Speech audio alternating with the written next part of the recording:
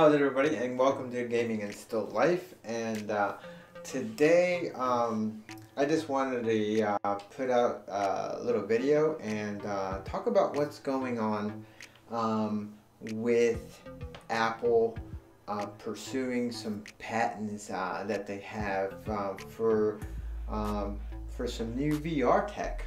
And from the little I know and what people are inferring from the patents is that they are using some kind of technology that is with reflective lenses and scopes and like for micro mini displays. I think they're going for something that's very efficient and low powered and very portable and small type of VR. From what I understand is they're going for the 60 hertz. So it's not going to be like the 90 hertz refresh rate of the bigger boy headsets, but it's going to be, in theory, because you never know with these things.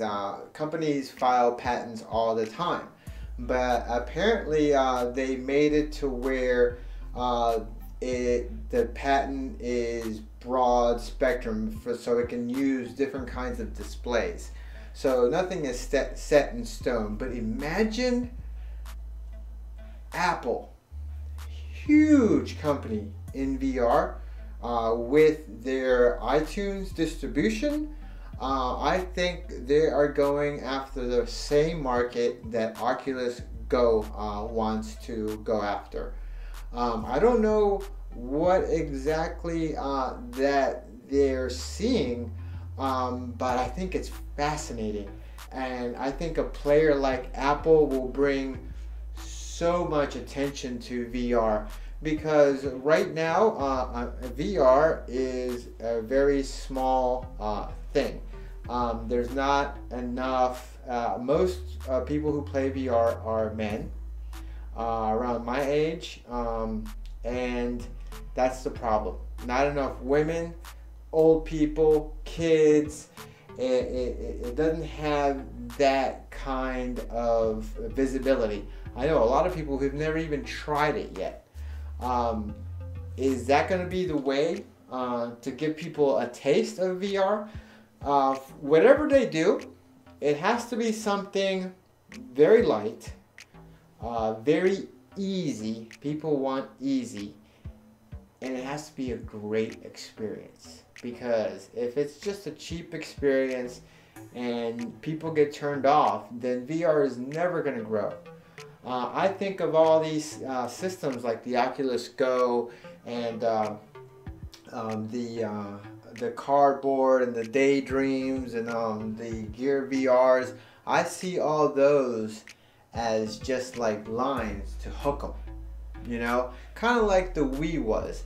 You know, got them young, got them into video games, and then hopefully those will mature and want something more and bigger for VR later down the road.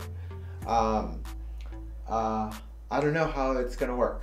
I really don't. I love this medium. It's my passion, and I just think it's so interesting, and I had to report. Now, I did have a Subnautica comparison. I had a Samsung Odyssey one that I did a while back, but I never finished it. And then last night I did the Rift one. Now the Rift version came out pretty good, but in the picture-in-picture on the Rift one, like there's a slight haze. Like you can see there's the outline of where the green screen with the box. See, it's hard for me when I'm back here to be able to be at the controls or to even see them well. And sometimes it might be off or things change in the lighting with the green screen. So that part was off. And then what really did it for me is on the Odyssey footage of Subnautica, I had two big like patches right here in a mistake where the green screen meets and where I guess it picked up some patches somewhere, and it just made it unrepairable, and I just decided to scrap the whole video because I'm getting to a point where I want to step up my game a little bit. If it's not good enough, then I don't want to release it.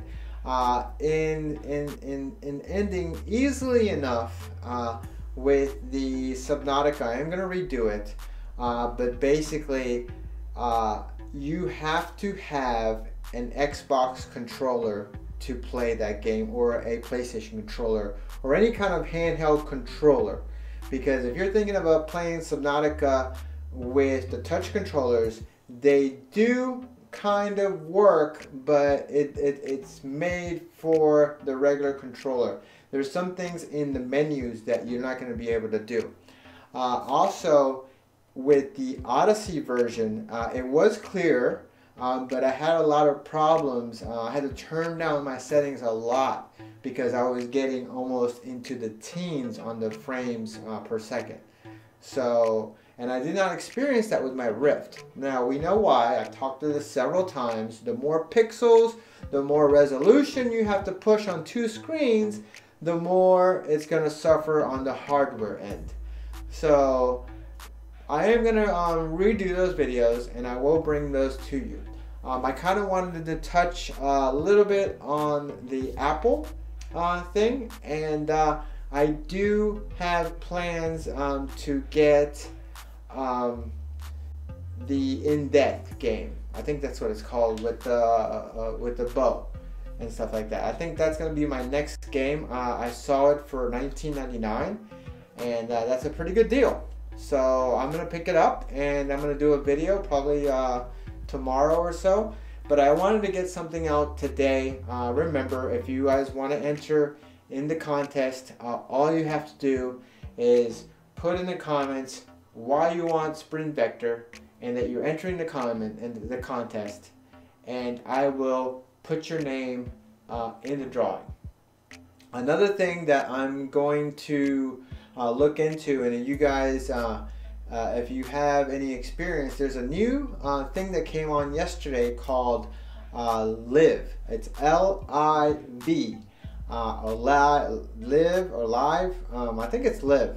But anyways, what it is, it's a mixed reality program that makes it easy to be able to put in where you can see my physical body, like in the game, in the actual game, not just a cutout and me on a green screen with the background of the game on there, but in real mixed reality.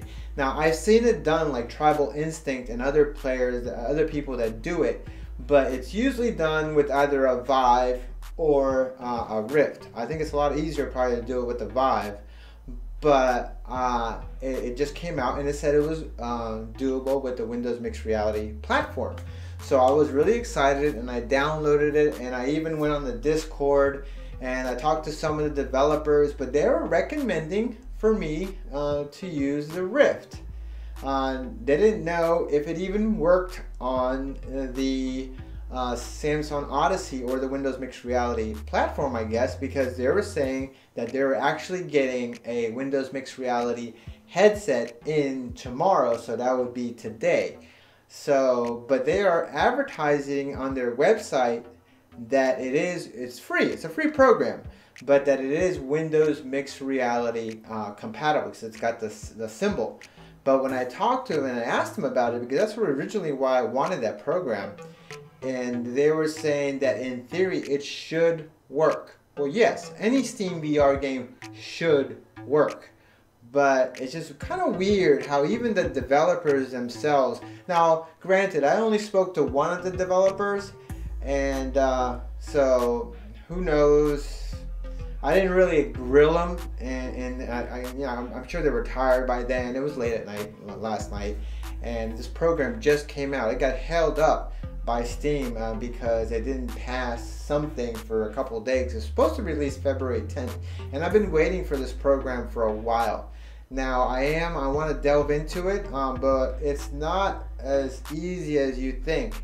If you don't have a third controller then you're not going to be able to do the camera away. But I think they have a program to be able to do that, but it's another program that you have to download with it, and it supposedly works with OBS with a plugin. I don't know anything about it, but I think it's interesting, and I'm going to delve into it. I just thought it was kind of curious how it's supposed to be for Windows Mixed Realities headsets compatible, but when I ask them about it, they're like, well, you should play it on the Rift. You should try it on the Rift. Who knows? But thank you very much. If you guys enjoyed that video, please hit that like button. Please get into the sprint vector. I want somebody to win. I am excited about this, and you guys have a great night, and thank you very much, and I will have some in-depth footage coming up soon. Thank you very much, and you guys have a great night.